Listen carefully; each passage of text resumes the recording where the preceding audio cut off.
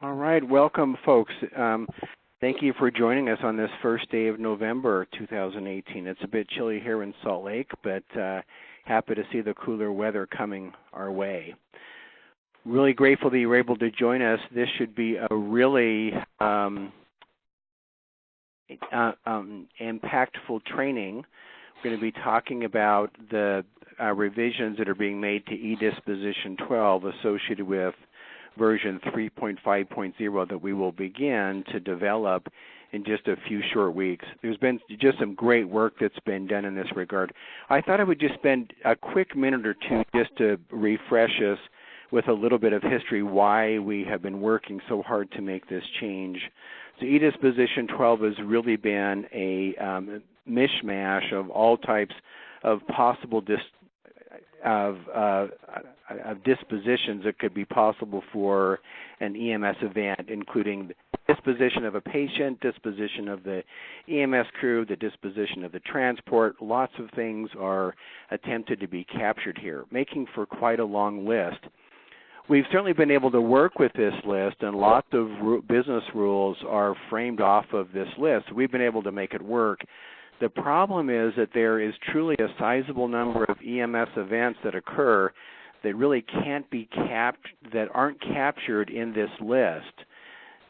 There's just those non-traditional calls that we would just have to come up with many different scenarios adding to this list to the degree that it would get very long to capture all of the types of events that EMS is called to respond to. So instead of trying to make a list that just becomes unwieldy, the idea was to split eDisposition 12 into several elements with just a handful of options in each of the elements. And so then you can just quickly move across the elements, choosing patterns that really exponentially increase the number of options that are available to our EMS providers that are actually trying to describe their calls. So that's kind of the background. Chip Cooper out of Nebraska has really led the charge on this once we recognized this was necessary and has done a lot of work. Boy, there's been countless hours put into this over about 2 years to come up with a solution. And I think we have that solution. So the purpose of today's call is to talk about that solution, how that's a benefit for you. How will we be able to map back to version 3.4 with this change? Because that'll be important. We have lots of business rules and lots of data on 3.3.4 and 3.4.0, so we want to be able to use that legacy data moving forward. And then probably most importantly, people have been kind of fearful and have had anxiety about making this change. And so how can we demonstrate how this new change will work well? And Chip's been able to put together a demo in his image trend product that I think will be very valuable. So Chip, with that lead in, can I go ahead and just hand it over to you? Sure. Before I get started, can you see the eDisposition 12 on my screen? Am I sharing the screen properly? Yes. Okay. I also want to say that Doug Fuller, who I think, Doug, you're on the call, and David Newton, David Saylor, most recently we've done a lot of work together to try and put this, the details to rest. I'm sure a lot of you guys remember it was last year around this time we had done a split into 3 elements. Everyone seemed relatively happy with the progress of that, and then everything went forward into the NEMSIS users conference in was it August or September. And lots of appropriate questions came up at that time about more use cases.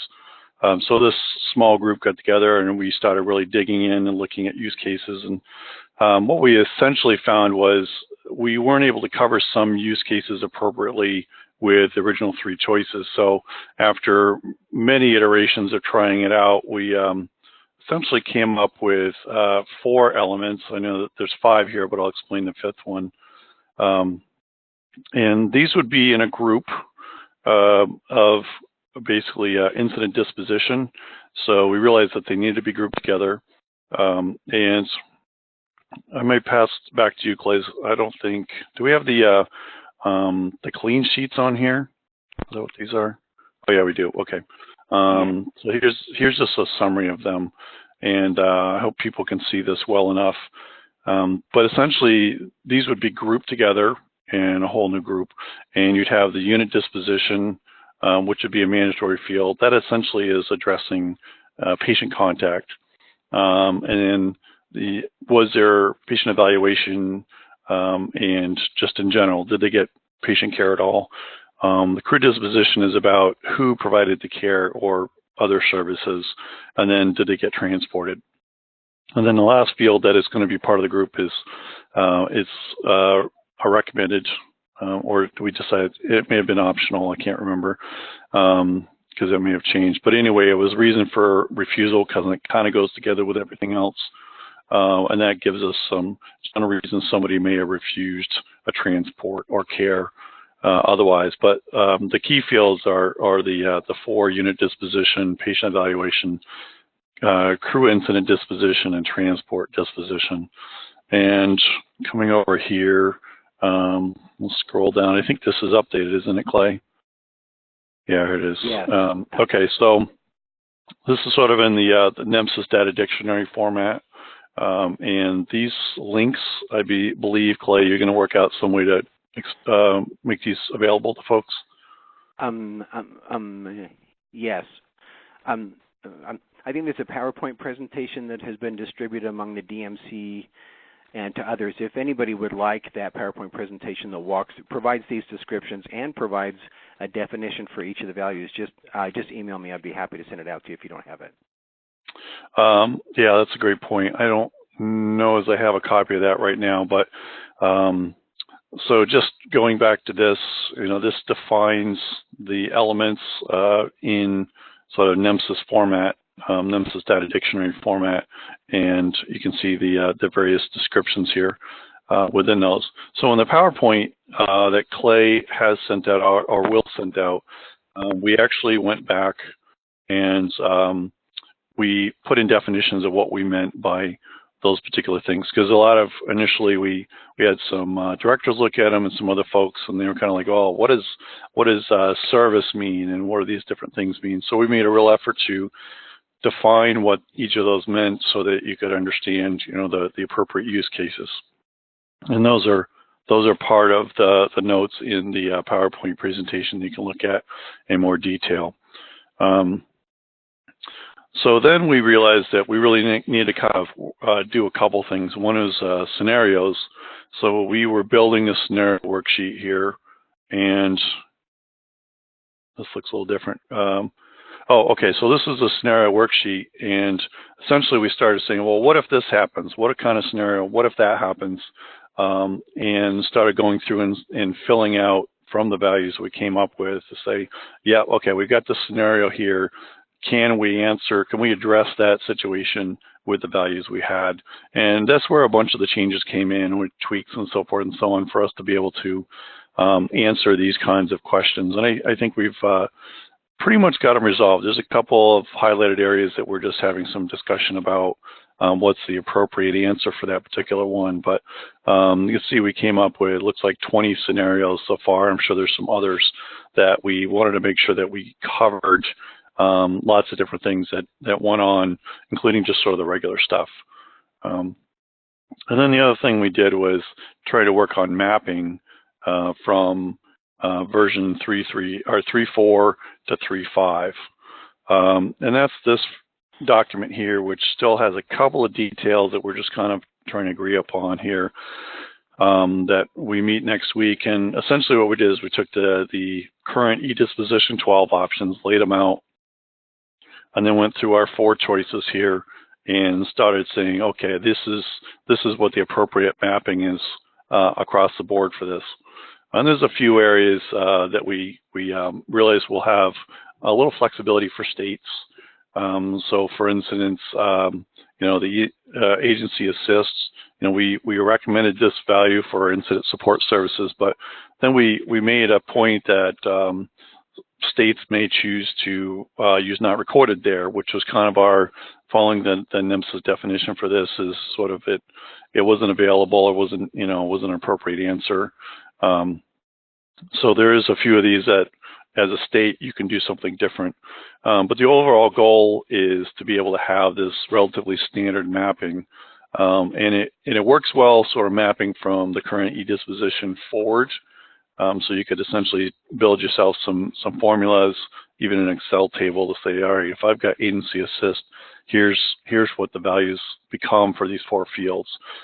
We haven't looked that heavily going back. I think there's going to be some challenges there because there's going to be some similar combinations of things that would map back to a e-disposition 12, but we haven't looked at that yet. We're really looking forward, and the forward motion in our mind was, this breaks things down a little bit better, ultimately, in terms of trying to describe the data for those runs. So e-disposition 12 values are not significantly different from the version 2 disposition 12 values. There's a little bit of variation, but they're pretty similar. So you could do the same kind of mapping for that, and given some time, we may actually do that as well to line these up. But the values are pretty similar across the board there. So we have a couple that we're sort of somewhat philosophically having the discussions about which is the appropriate field to have in. And we've noted that if for instance in New Hampshire and Nebraska, if someone was canceled, then we wanted to kind of say in the crew disposition there really should be a real answer there. So back in service is exactly what they are, even if it was prior to arrival at scene. But for Georgia, David Newton thought not applicable was a better appropriate answer there. So these aren't set in stone. There is obviously flexibility for your particular state or system to say, I really, this one area I'd prefer to have this value in there. That's great. That's the intent of having really only the unit disposition be a mandatory field. Everything else would be required. And the disposition kind of quickly allows us to search for, was there a patient or was it a canceled call or something else in quick fashion. So, and then let's see, so those are the key areas there. We've kind of addressed a lot of the concerns that have come up. Can we handle the scenarios? How do we map from e-disposition 12 into this new incident disposition group? So we can kind of look at legacy data going forward. And then operationally, I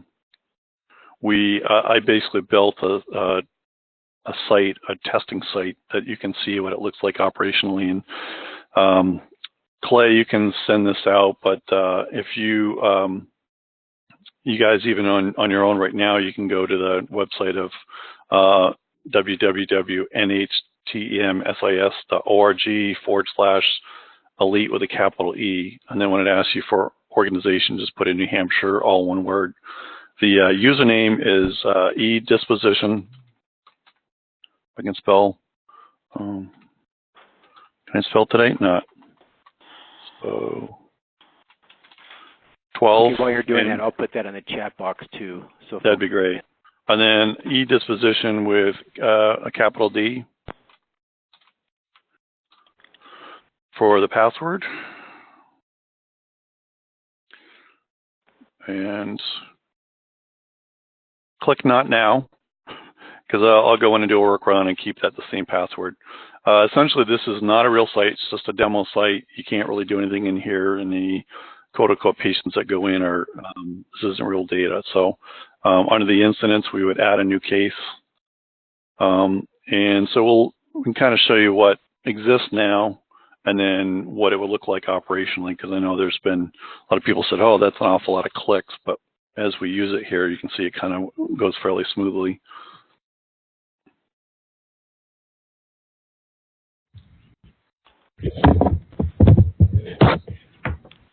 All right, so this is a very simplified run form.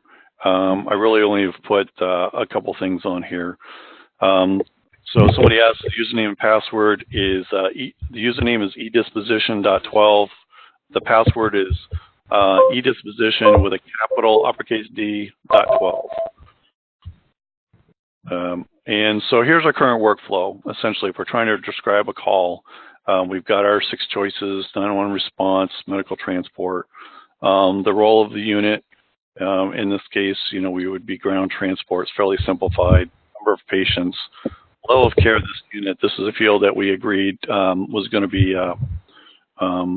deprecated and modified to level of care provided per protocol on this particular incident. So one of the areas that's always been difficult is sort of the Johnny and Roy. ALS is in a non-transport. BLS is sort of the transport unit, and how you define that stuff. So that wasn't too hard. You can do a 911 response, primary roll-up unit, and sort of non-transport rescue. They had a patient. And this was always a confusing field. We've already agreed that this was sort of an appropriate change here. We're going to add in our crew members here. And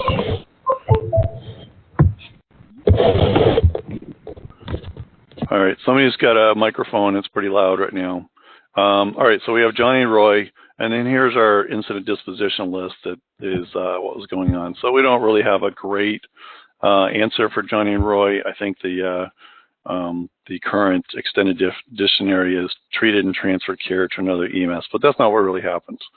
So those are our choices. We got a pretty big list, and our providers need to read through and kind of figure out what fits here. In those fields, we had patient dead on scene, which is a little bit redundant. Essentially, whether they're dead on scene or not, we're still going in. We either treated them and transported them, or we treated them and we didn't transport them. Doesn't matter what they were, if they were dead on scene or some other medical call.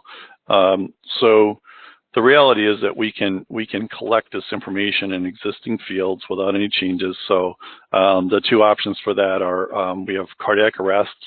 So if it's yes, then it's pretty fair to say that they were dead on scene. Or if they were really dead on scene and you just didn't work them, then we have the impression of obvious death. And you can also use this for a symptom. So capturing that patient dead on scene is available here in these two fields. And regardless of the choice that we had, that was still fields that could go away. So here's our moving over to the current workflow. So these are the new values for type of service. It's a much bigger list, but it's a little bit more inclusive. And so I can say emergency response. I've already got my crew members in there. And we define the equipment capability here. So we're going to say ground, where we go, non-transport, ALS equipped. That's our Johnny and Roy. That's what they're driving around in. We already have our single patients, level of care provided. Okay, we'll say ALS. And then we're going to move on to our disposition. So here's kind of where the new fields work out. Unit disposition, we made contact. Patient care was provided. And the crew disposition is they initiated and continued primary care. Or if it's a regular intercept, they could be assumed primary care from another crew. So you got a BLS crew there first, or the transport crew there first. So I'm an ALS intercept truck. And I would have, we would assume primary care from another crew. For that initial crew there, they would initiate primary care and then transfer that to me. So those are sort of corollaries to each other in these two particular fields. And we spent a lot of time talking about this, and there's we were purposeful about the word use of the word primary. So we define like who had the ball at the time, basically. So we'll say for the sake of argument, assumed care from another crew, and then we have our transport disposition. And this covers sort of standards. It's my unit, I'm the transport crew, nobody else came with me, versus patient transported in this unit with somebody else. So that would be the case where, hey, I've got a cardiac arrest, I need a couple extra people, I'm going to grab someone from the first response crew, they're going to jump on with me. They were transported in another unit, meaning they got transported, not by us, they just went by another EMS unit. So that could be the first responders saying, yep, patient was transported, and that way that keys them to define the destination. So that destination can now see that first responder records because they've kind of linked it to that destination. Or sort of the corollary to transported in this unit with a member of another crew. would be transported to another unit with a member of this crew. So each report would kind of have a variation of that. So so going to transport, so that Johnny Roy would be transported to another unit with a member of this crew. And if we had a refusal, then you could essentially kind of choose what, why did the patient refuse? They didn't, hey, I don't need to go in an ambulance, I'm all good, or whatever it was. So essentially the 4 key fields are unit disposition, evaluated, they got care, or they didn't get care, or they refused care, or say I'm an agency that I show up second, and maybe I'm not really providing care, I'm putting my hands down, I'm carrying bags, I'm supporting those patient care support, those patient care services with other things that I'm doing. And then, we kind of covered a lot of these things. So we have, you could also have the choice of incident support services provided. So that could be, we show up when we did standby, we never had patient contact. We showed up and we did vehicle extrication, but we had nothing to do with patient care. Lots of scenarios like that can be covered by that. So we went and we did something, but we really kind of, this is the other things besides patient care that were covered under that. So that's sort of the workflow.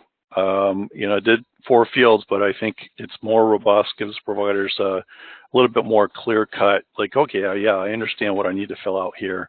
And it allows us as data managers to kind of say, oh, all right, I can filter a whole lot of stuff out really quick if patient contact wasn't made.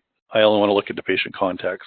I only want to look at patients that were transported or that actually had care, kind of thing. So it gives us some pretty robust filters that make things a little easier than probably what we're using right now. So questions, concerns? Yeah, I have a question about the unit disposition it is. Sure. So in there, the choices, if it's going to be a national mandatory field where they can only pick one. Mm-hmm. So what if they had no patient contact and they were also canceled on scene? Which one of those would they choose? They would choose canceled on scene. Okay. So how would the provider know that? So, because they're going to know that they got the scene, and they only get one choice. And we've defined those. I wish I had the slides up, but I don't think I have those handy. I sent those to you, Chip. You should have them in your email. Okay. Let me take a look here real quick. Hold on a second.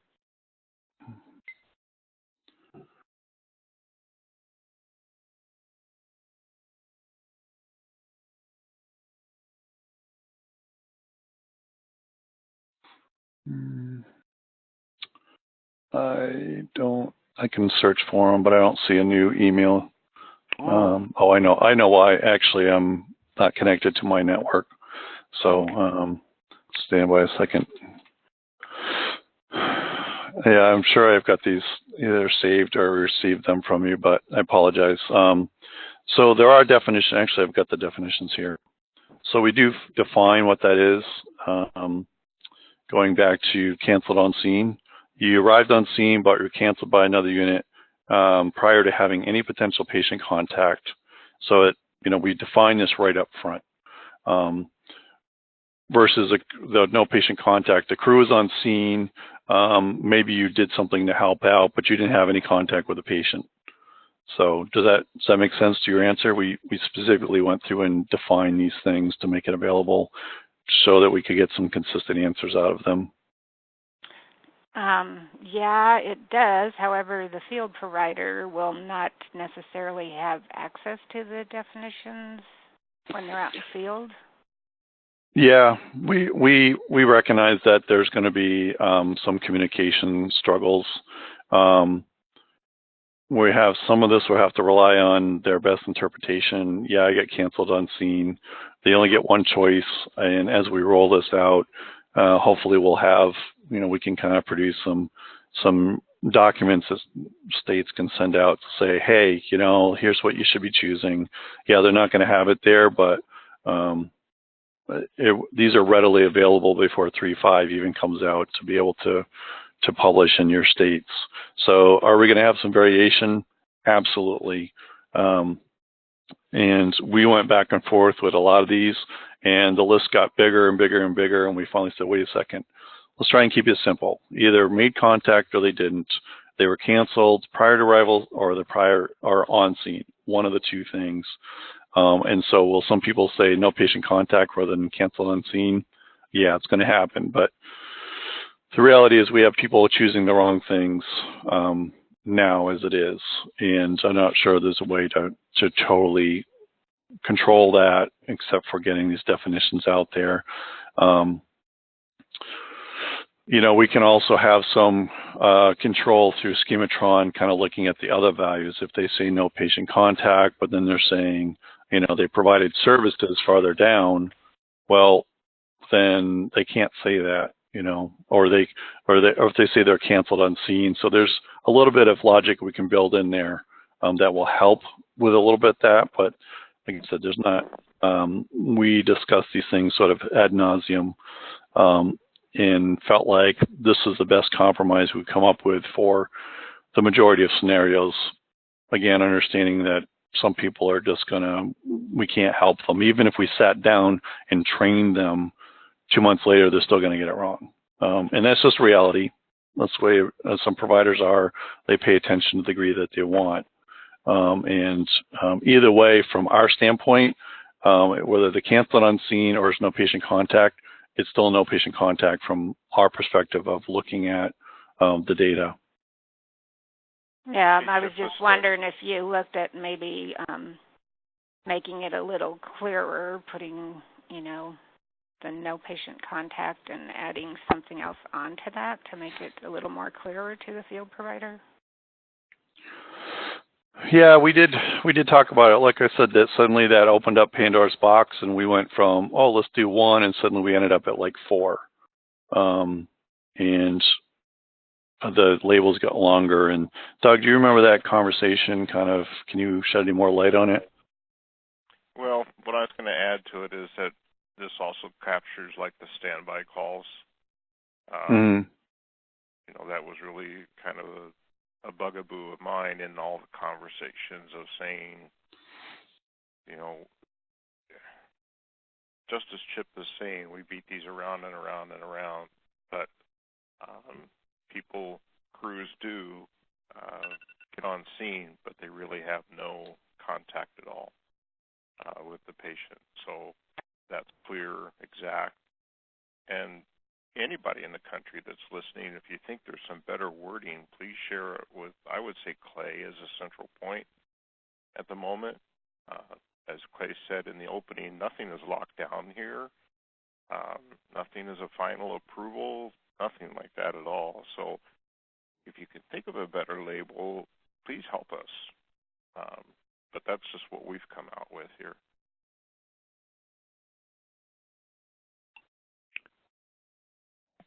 Yeah, and the only thing I would add here, just as well, the definitions that we'll be trying to forward at the NEMSIS TAC in an extended data definition document is not only column B that you see here, but also column C. So I think the value of what Chip initiated and then we reviewed was not only providing a definition, but then also having an example that's associated with that. So those will be present to help. The other thing I'll just mention real briefly here is that because these are national elements, we'll be helping a lot with the business rules associated with this. So just as we did with 334 and 340, we'll provide a national schematron file that includes the new business rules for e-disposition 12 as best as we can kind of provide them. I think that was popular in 3.4. We kind of preloaded lots of what could be done with e-disposition 12, and then each state was able to review those and see if there were things that we didn't do that they wanted to add to the business rules. But I think with 3.5, all all the business rules become atomic. That is, they become linear. There's no patterns anymore. Every individual business check will be listed as a common language term, and then we'll preload a lot of these business rules for lots of the combinations that just really shouldn't be happening. Right? You shouldn't be no patient found or no patient contact, and then down the road have kind of indicate that the patient was evaluated and treated, right? So we'll make sure that those business rules are available in the national set.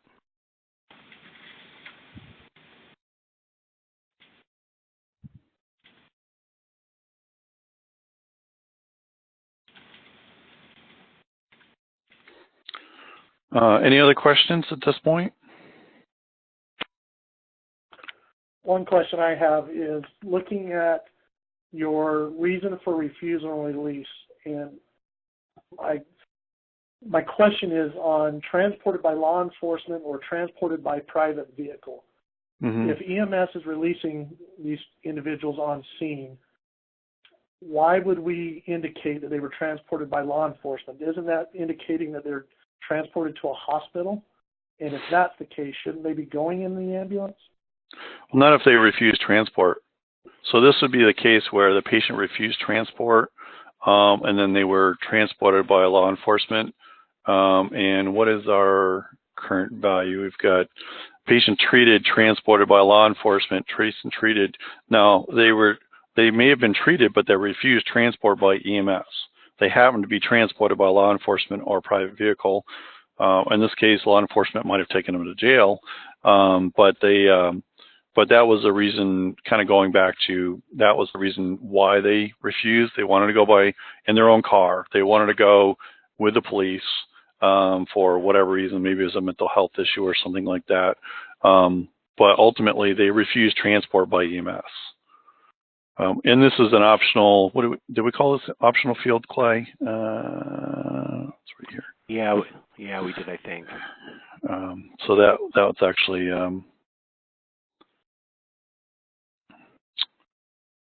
yeah, it is. Yeah, so that label's wrong. It needs to be become optional.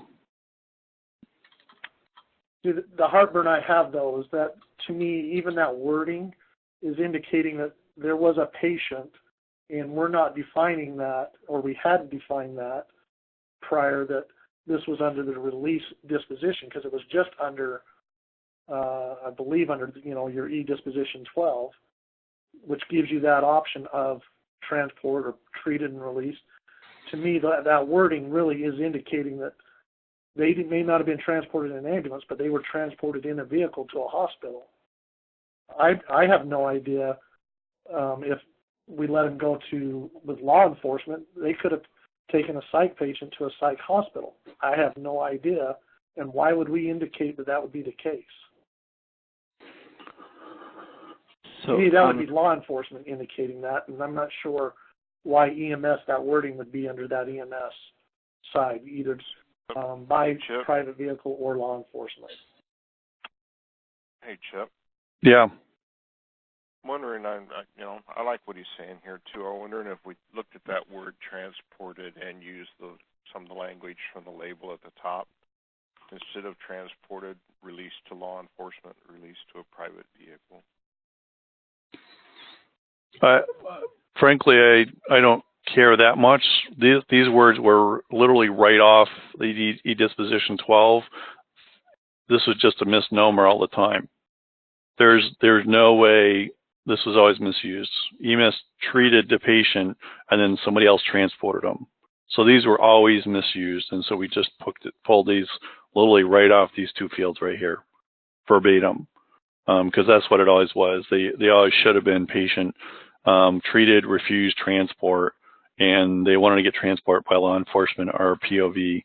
I do know that I've had some people that really wanted to know whether law enforcement transported them or they went by car, so we were trying to accommodate that. But if you've got other choices that we can add into those fields, certainly, we can do variations, or as Doug said, you can, you could even choose not to use those particular values for your for your state. So we kind of used some existing language from a couple places for this, and other than a couple tweaks, I think, to this one here, we didn't do that much work on these. These were sort of existing values from like for anyone who's using the Imagetrend product that have been created, or this was stolen from eDisposition 12. So we're certainly open to some discussion points.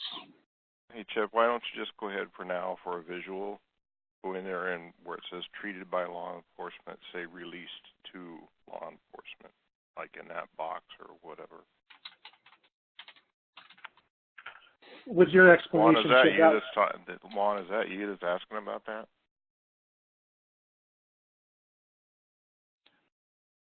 What's that, Doug? I just checking to see what was Juan that brought it up initially here in this conversation. It sounded like Juan, but I don't know who's talking. No, this is Chris Delamar. I'm in Salt Lake. Hi, Chris. Hey, does that look with better? With Chip's explanation on that, those two have been really moved to that reason for refusal. I can accept. I was just going under the pretense that it was still under that disposition of selecting, and Chip made that mention that because of everybody's definition or what they thought that was, that probably was not the appropriate place to have that wording.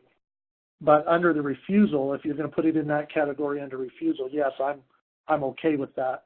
That yes, we release to law enforcement or we release to the individual to take their own private vehicle. That's fine. I just don't want it to be under that transport dispositions as an option, because it does fall under a refusal. Right. So you still don't like the transported by. You want to say released to law enforcement, or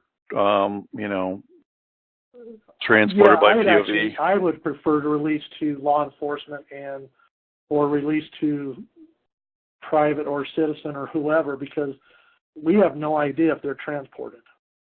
Once we leave that scene, if they decide not to go, that's not an accurate statement to say they were transported. Yeah, I kind of was looking at it like, okay, why do you want to refuse? Okay, I'm going to refuse because I'm going to go in a car. You're right. Once we leave, we have no idea what they did. This was more of like, what was their plan for that? This is a pretty kind of a big bucket field because, some states have protocol guidelines that say we don't need to take them. So there was kind of a broad range in there, but I've got the question in there. So we'll just kind of go over this with the group and see if there's other considerations that we might be missing in there.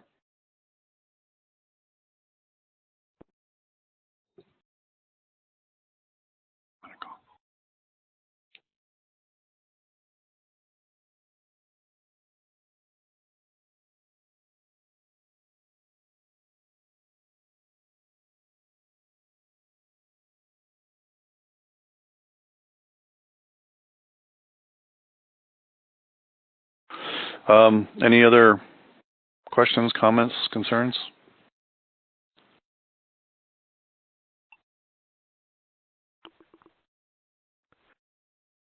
Yeah, Chip, this is Clay with the NEMSIS Tech. If there isn't very detailed questions, I'll just point out that we are attempting to kind of clean up a version of this Excel spreadsheet we've been working off of that has like 30 tabs on it, where we've had other kinds of iterations. We'll try to clean this up, and so folks can kind of play with the different use cases that we applied to these, and also then the mapping as well.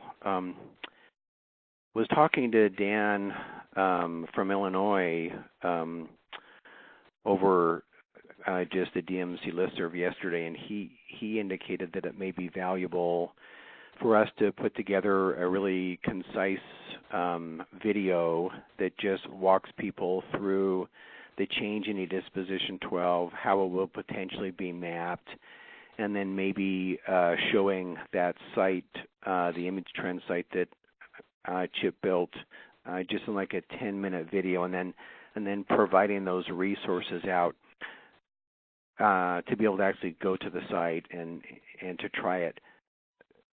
His thought that was for his stakeholders at the state, or even some of his leaders in the EMS communities, that would be a valuable resource to kind of prep them for what was kind of coming. I just wondered if other people thought that would be of value for us to try to put together, and if so, if there's some attributes of this process that we're not thinking through that we might want to include in a presentation that could be just distributed on YouTube, for example.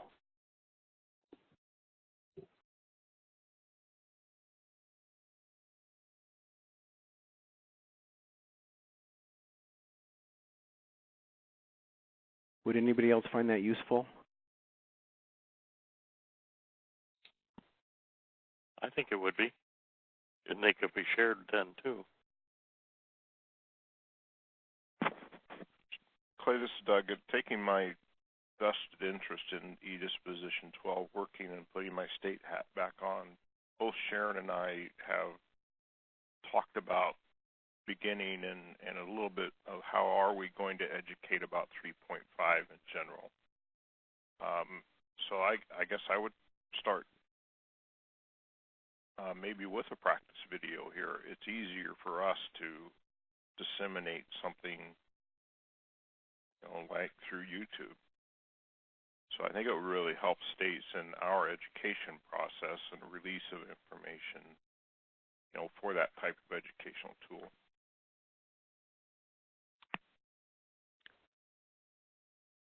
Yeah, thanks, Doug. That's great.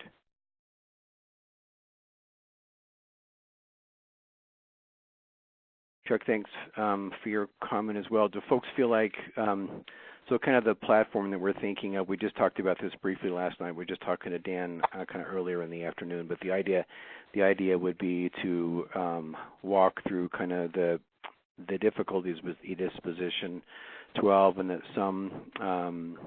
many calls can't be completely described well with that process, then indicating these new values, then just showing the map, the definitions associated with them, and then the back mapping to legacy data, and then the presentation, the image trend presentation for folks to be able to practice with and use additional use cases and see if it works. Are there any other pieces of all this work that's been done that we should include?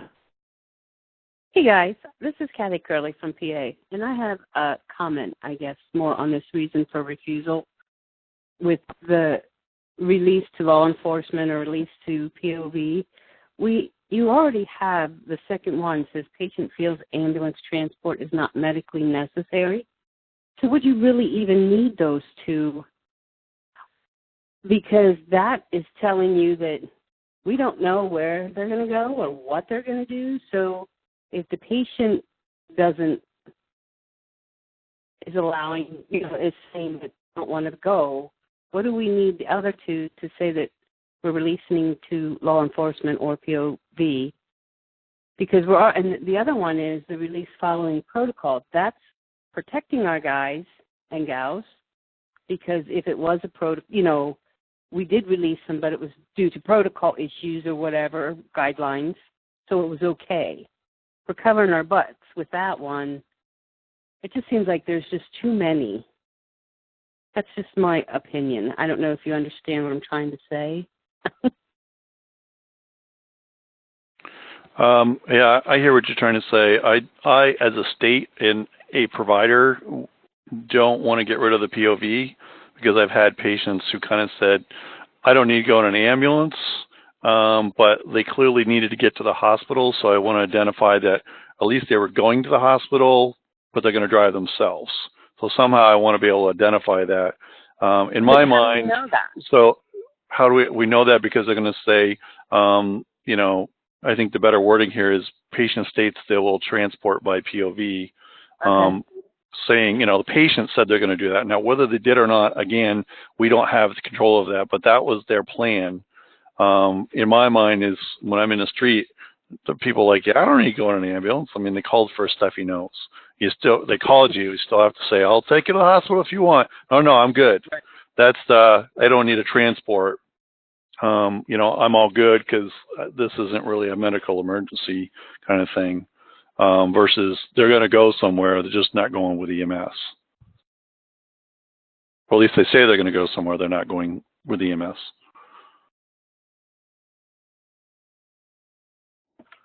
Then I would suggest just taking out medically on that definition because it just says patient feels ambulance transport is not necessary. You're still covering yourself whether they go by POV or not. They're just making the decision they don't want to go by ambulance. I think we had that originally, or maybe I don't know. Maybe it was the ambulance transport not medically necessary. And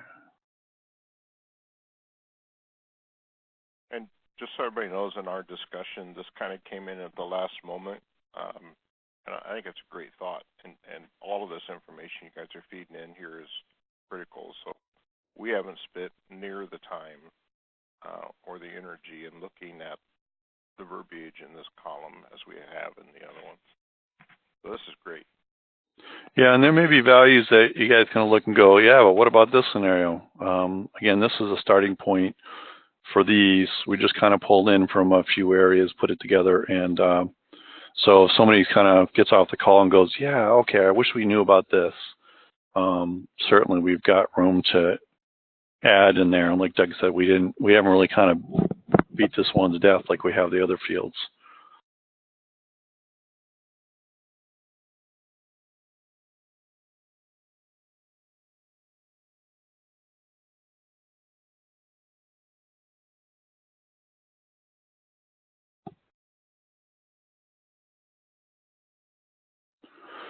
Okay, any other thoughts?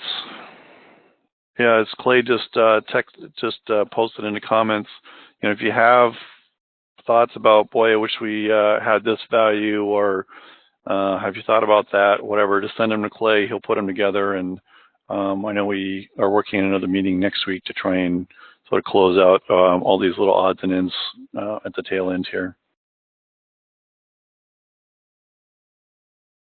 Just as a general question from someone who is, this is Doug, who is interested in helping develop this C-disposition 12, is there any current negative, strong feelings against what's happening here? No, I think it's a good idea to get better data.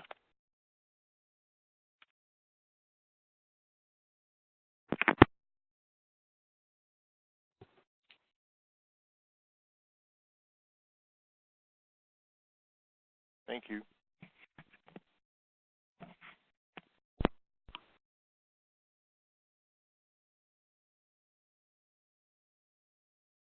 Well, if everyone's good, I have an EMS and warm zone training I need to shoot back over to. Clay, I don't know if you have other topics that you want to discover or discuss. This has been great, Chip. Thank you very much for walking through this. I think it was really helpful for folks to kind of see the work that's been done and then the tools that are available to walk through some use cases. We'll try to put together kind of a rough format for a very short video that we can post on YouTube to help with training associated with this, and then I will be doing others associated with the more broad move to 3.5.0. So we're hoping to provide our states with lots of resources to help make the transition. But very thankful for folks willing to speak up and to provide us additional comments. That's really how this all works and kind of improves our ability to correctly capture data. This is incredibly helpful. So thank you, everyone, for joining. Again, if you have comments that you didn't want to share or later on you think of something that may be helpful, please feel free to email me. I would be happy to aggregate those for the work group call next week. Thanks for your participation. Have a great day. You too.